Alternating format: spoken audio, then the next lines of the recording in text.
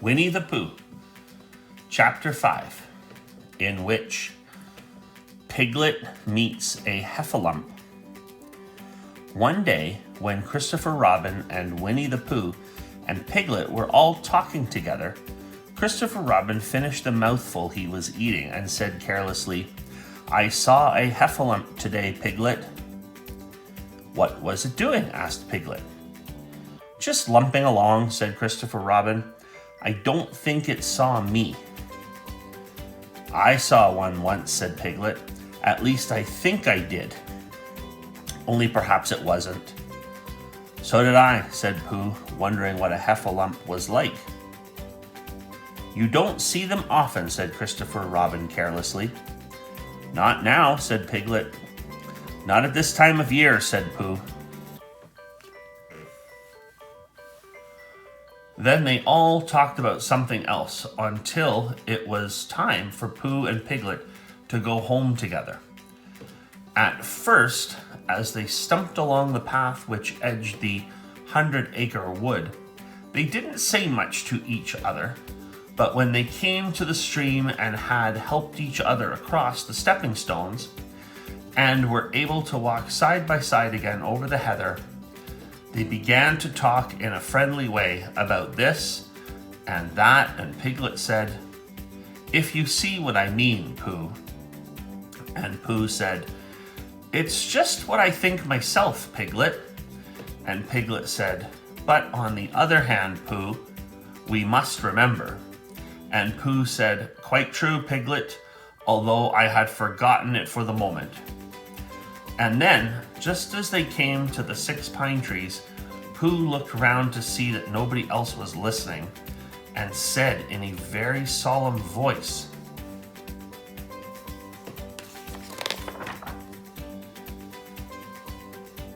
"Piglet, I have decided something."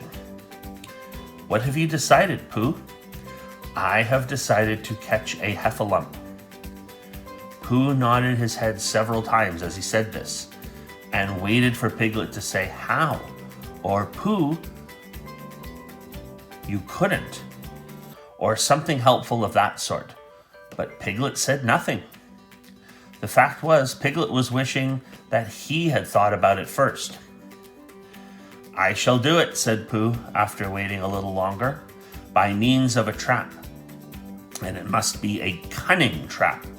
So you will have to help me, Piglet." "Pooh," said Piglet, feeling quite happy again now, "I will." And then he said, "How shall we do it?" And Pooh said, "That's just it, how?" And then they sat down together to think it out. Pooh's first idea was that they should dig a very deep pit, and then the Heffalump would come along and fall into the pit and... "Why?" said Piglet. "Why what?" said Pooh. "Why would he fall in?" Pooh rubbed his nose with his paw and said that the Heffalump might be walking along, humming a little song and looking up at the sky, wondering if it would rain. And so he wouldn't see the very deep pit until he was halfway down, when it would be too late.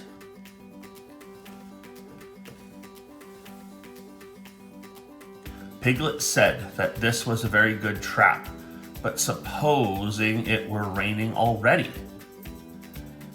Pooh rubbed his nose again and said that he hadn't thought of that. And then he brightened up and said that if it were raining already, the Heffalump would be looking up at the sky, wondering if it would clear up. And so he wouldn't see the very deep pit until he was halfway down, when it would be too late. Piglet said that now that his point had been explained, he thought it was a cunning trap. Pooh was very proud when he heard this, and he felt that the Heffalump was as good as caught already. But there was just one other thing which had to be thought about, and it was this: where should they dig the very deep pit? Piglet said that the best place would be somewhere where a Heffalump was, just before he fell into it, only about a foot farther on. But then he would see us digging it, said Pooh. Not if he was looking up at the sky. He would suspect, said Pooh, and if he happened to look down. He thought for a long time and then added sadly, "It isn't as easy as I thought. I suppose that's why Heffalumps hardly ever get caught." "That must be it," said Piglet. They sighed and got up, and when they had taken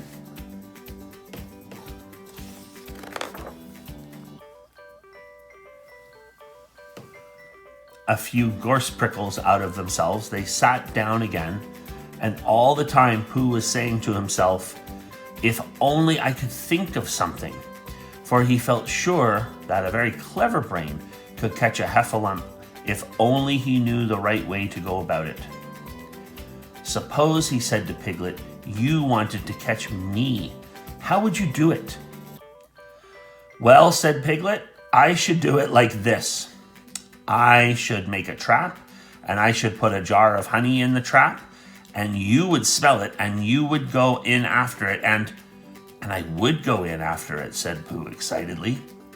"Only very carefully so as not to hurt myself, and I would get to the jar of honey, and I should lick round the edges first of all, pretending that there wasn't any more, you know, and then I should walk away and think about it a little, and then I should come back and start licking in the middle of the jar, and then, yes, well, never mind about that.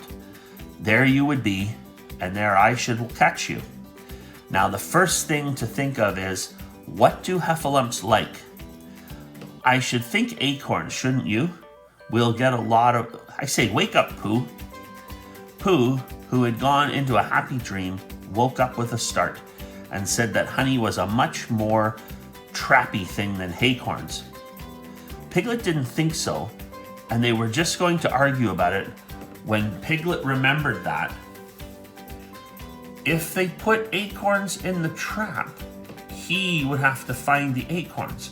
But if they put honey, then Pooh would have to give up some of his own honey. So he said, "All right, honey then," just as Pooh remembered it too. And he was going to say, "All right, acorns." "Honey," said Piglet to himself in a thoughtful way, as if it were now settled. "I'll dig the pit while you go and get the honey." "Very well," said Pooh, and he stumped off. As soon as he got home, he went to the larder, and he stood on a chair and took down a very large jar of honey from the top shelf. It had honey written on it, but just to make sure, he took off the paper cover and looked at it, and it looked just like honey. But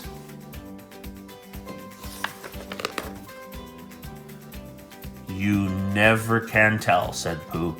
"I remember my uncle saying once that he had seen cheese just this color." So he put his tongue in and took a large lick. "Yes," he said, "it is, no doubt about that. And honey, I should say, right down to the bottom of the jar. Unless, of course," he added, "somebody put cheese in at the bottom just for a joke. Perhaps I had better go a little further, just in case Heffalumps don't like cheese, same as me. Ah," and he gave a deep sigh, "I was right. It is honey right the way down." Having made certain of this, he took the jar back to Piglet, and Piglet looked up from the bottom of his very deep pit and said, "Got it." And Pooh said, "Yes, but it isn't quite a full jar." And he threw it down to Piglet, and Piglet said, "No, it isn't. Is that all you've got left?" And Pooh said, "Yes,"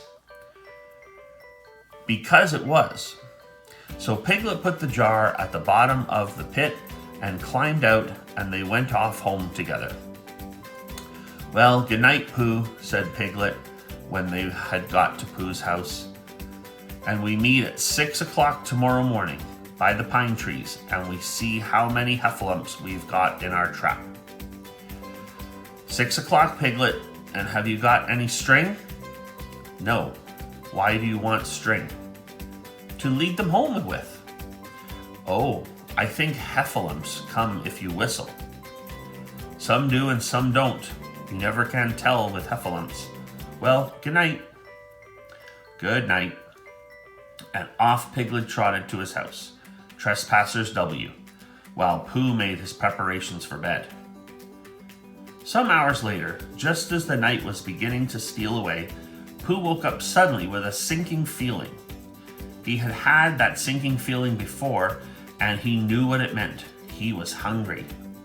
So he went to the larder, and he stood on a chair and reached up to the top shelf and found nothing. That's funny, he thought. I know I had a jar of honey there. A full jar. Full of honey. Right to the top. And it said honey on it. So that I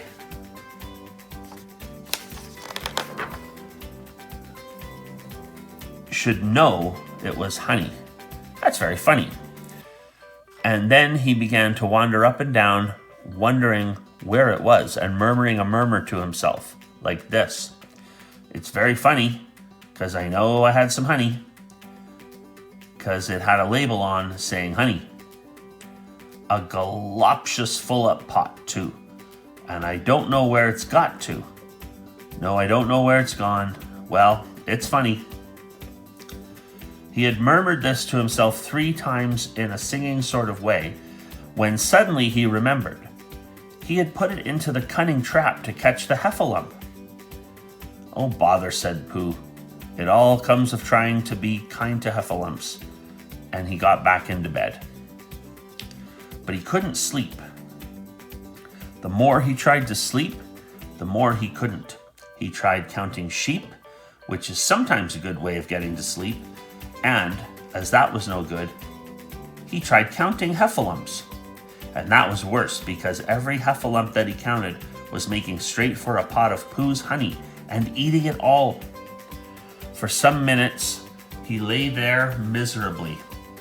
But when the 587th heffalump was licking its jaws and saying to itself, very good honey this, I don't know when I've tasted better, Pooh could bear it no longer. He jumped out of bed, he ran out of the house, and he ran straight to the 6 pine trees. The sun was still in bed, but there was a lightness in the sky over the 100-acre wood, which seemed to show that it was waking up and would soon be kicking off the clothes. In the half-light, the pine trees looked cold and lonely, and the very deep pit seemed deeper than it was, and Pooh's jar of honey at the bottom was something mysterious.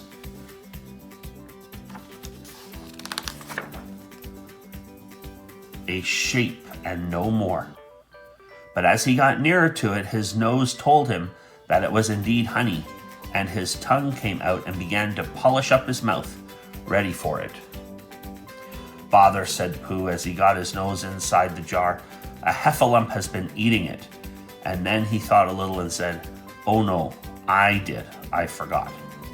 Indeed, he had eaten most of it, but there was a little left at the very bottom of the jar, and he pushed his head right in and then began to lick. By and by, Piglet woke up. As soon as he woke, he said to himself, oh. Then he said bravely, yes. And then, still more bravely, quite so. But he didn't feel very brave, for the word which was really jiggetting about in his brain was heffalumps. What was a heffalump like? Was it fierce? Did it come when you whistled? And how did it come? Was it fond of pigs at all? If it was fond of pigs, did it make any difference what sort of pig? Supposing it was fierce with pigs, would it make any difference if the pig had a grandfather called Trespassers William?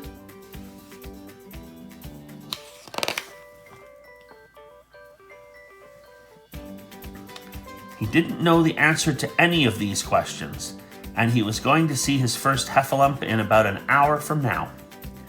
Of course, Pooh would be with him, and it was much more friendly with 2. But suppose heffalumps were very fierce with pigs and bears? Wouldn't it be better to pretend he had a headache and couldn't go up to the 6 pine trees this morning? But then suppose that it was a very fine day and there was no Heffalump in the trap. Here he would be in bed all the morning, simply wasting his time for nothing. What should he do? And then he had a clever idea. He would go up very quietly to the 6 pine trees now, peep very cautiously into the trap, and see if there was a Heffalump there. And if there was, he would go back to bed, and if there wasn't, he wouldn't. So off he went. At first he thought that there wouldn't be a Heffalump in the trap, and then he thought that there would. And as he got nearer, he was sure that there would, because he could hear it Heffalumping about like anything. Oh dear, oh dear, oh dear, said Piglet to himself, and he wanted to run away. But somehow, having got so near, he felt that he must just see what a Heffalump was like. So he crept to the side of the trap and looked in. And all the time Winnie-the-Pooh had been trying to get the honey jar off his head. The more he shook it, the more tightly it stuck. Bother, he said inside the jar, and oh help, and mostly ow. And he tried bumping it against things, but as he couldn't see what he was bumping it against, it didn't help him. And he tried to climb out of the trap, but as he could see nothing but jar, and not much of that, he couldn't find his way. So at last he lifted up his head, jar and all, and made a loud roaring noise of sadness and despair. And it was at that moment that Piglet looked down. Help, help, cried Piglet, a Heffalump, a horrible Heffalump. And he scampered off as hard as he could, still crying out, help, help, a horrible Heffalump, hoff, hoff, a hellable horrolump, haul, haul, a hoffable hellarump. And he couldn't stop crying and scampering until he got to Christopher Robin's house. Whatever's the matter, Piglet, said Christopher Robin, who was just getting up. Heff, said Piglet, breathing so hard that he could hardly speak.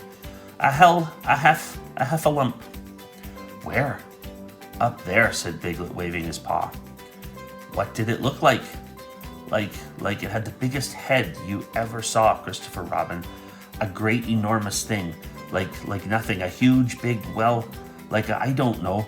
Like an enormous big nothing, like a jar.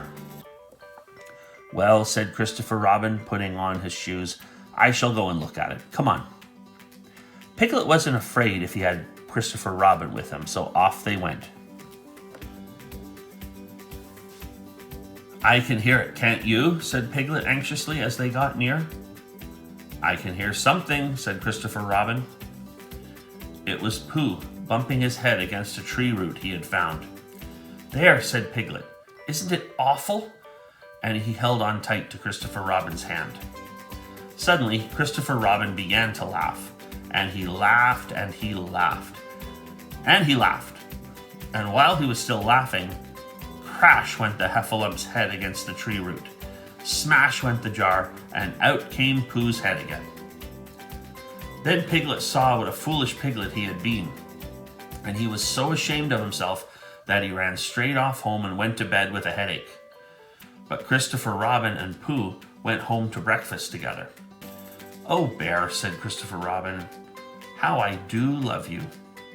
So do I, said Pooh. The end.